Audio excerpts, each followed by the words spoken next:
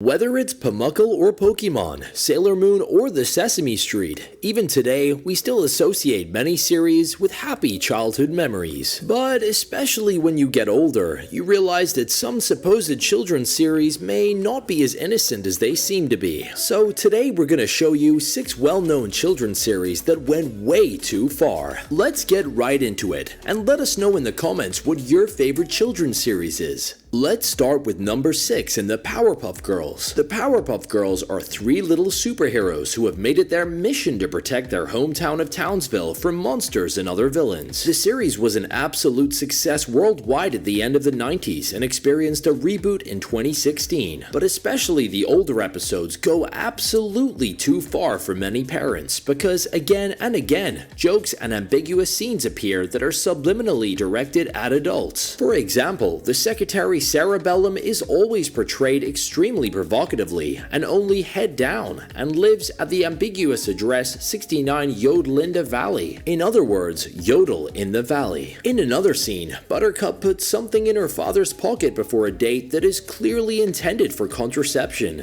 And your hair gel, and cologne, breath mints, and cufflinks, and some of these. But with one scene, the producers clearly went too far, and that is the scene where the mayor's pencil breaks and Cerebellum helps him to sharpen it. In the process, the professor's pencil and fingers clearly have the shape of a male genital, and the mayor has a little too much fun sharpening it than necessary. But see for yourself. Let me help you with that.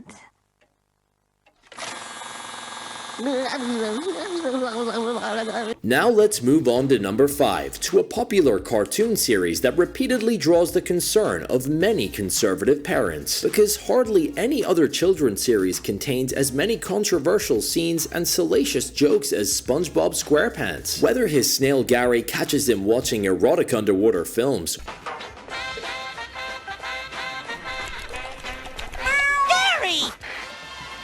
or he plays with condoms, many scenes are probably aimed more towards adult viewers. In one episode, however, the producers of the series clearly went too far for many. In the episode Quarantine Crab from the 12th season, an insidious pandemic breaks out in the Krusty Krab. One by one, all the guests present become infected with the strange disease and show different, in part quite frightening symptoms. Those believed to be carrying the virus are shunned and thrown into a freezer. The official from the health department is completely overwhelmed with the strange outbreak and makes momentous mistakes. The episode is extremely reminiscent of the outbreak of the corona pandemic, and in fact, Quarantine Crab was also scheduled to air in the US in the spring of 2021. Too risky for the channel Nickelodeon. They put the episode on the index and banned its broadcast. On the one hand, because children should not be frightened. On the other, because the plot would reflect the increasing anti-Asian violence in the United States. For number 4, let's stay with SpongeBob, but let's move on to an episode that didn't cause a stir with lewd or crude jokes, but because it was particularly serious and even sad. We're talking about the episode The Tentacle Paradise from the 2nd season. In this episode, Squidward is so annoyed with SpongeBob and Patrick that he decides to leave Bikini Bottom forever and move to Tentacle Paradise. There, the world is apparently completely perfect. Everyone looks like Squidward, and everyone has the same interests. At first, he experiences perfect happiness here, but soon he can't stand the monotony anymore, and he gets severely depressed. The episode clearly shows that ultimate happiness can never be achieved, and that you always need the lows in life to enjoy the highs. Actually, a pretty important message, but for many critics, the serious content of the episode clearly went too far. They believed that the topic would disturb many children, and were against the broadcast. But without success, the episode is still broadcasted again and again, and is very popular, especially among adult SpongeBob fans. Let's continue with number 3, and the series of a controversial producer. Drake and Josh, iCarly, Zoe 101, and Sam and Cat. All these Nickelodeon series were penned by US screenwriter and producer Dan Schneider, and he has repeatedly included rather ambiguous scenes in his series. The most scandalous is probably a scene in which Ariana Grande's alias Cat puts her big toe in her mouth and looks wide-eyed into the camera in the series Sam and Cat. Also in the series Victorious, there are are close-ups of Victoria Justice having her bare feet smeared with ketchup and having to spread her toes and then dance with her feet. There were also disturbing foot scenes of Jeanette McCurdy, just as there are of many other former actresses from the series produced by Dan Schneider. For many of the very young viewers, there is probably nothing objectable about these scenes, but the older ones know exactly why these scenes go absolutely too far. Above all, because meanwhile quite serious accusations against Dan Schneider are in the room. He allegedly massively harassed his young actresses and collected their foot pictures on his private PC. Nickelodeon also pulled the ripcord in 2018 and terminated the cooperation with Schneider.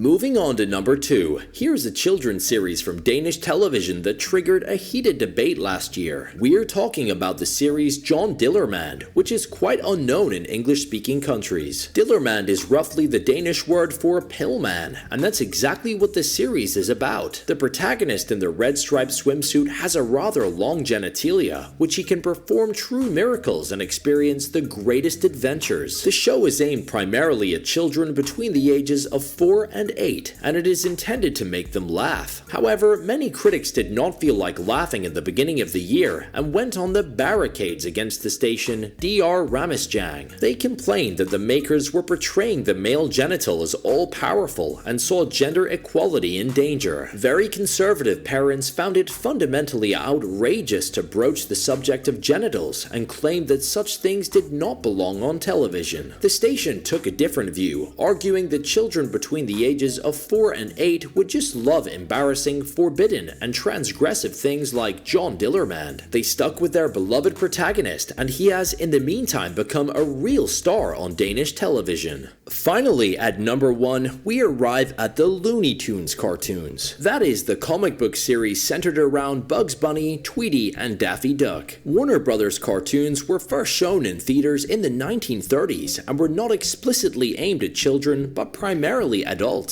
That's why political themes were repeatedly taken up and racist cliches were also served. And that's exactly where the Looney Tunes went too far. Especially African Americans and Africans became the target of racist jokes again and again. Most of these depictions were gradually cut from the episodes, but for a total of 11 Looney Tunes episodes, this effort did not succeed. Known as the Censored 11, the cartoons were so problematic that they were completely banned from US television and movie theaters in 1968. That's it for our video. Feel free to write us in the comments which children's series went too far for you, or if you can think of another shocking series moment from your childhood. Otherwise, we would love a like on this video, and we'll see you next time here at Wonderlane.